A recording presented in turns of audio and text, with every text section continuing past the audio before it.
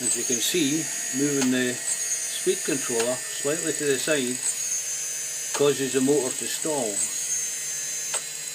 Now this is either the connection at the inboard end, or probably the connector here. Yeah, it looks like it's a little connector at the motor front end, just under here.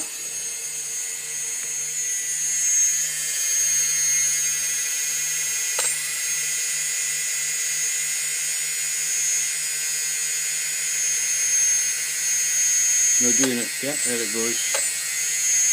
Just moving it slightly to the side causes the motor to stall. And it's getting the same effect on this motor. It seems to have gone away. Now is that because I've cleaned the contacts by moving them?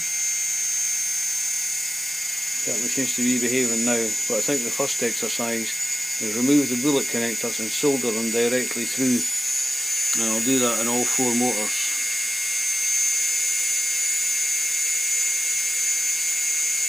There you go, stalled again. Move it again, spins up. So thanks, Simon. Your assistance has been invaluable. Thanks, mate.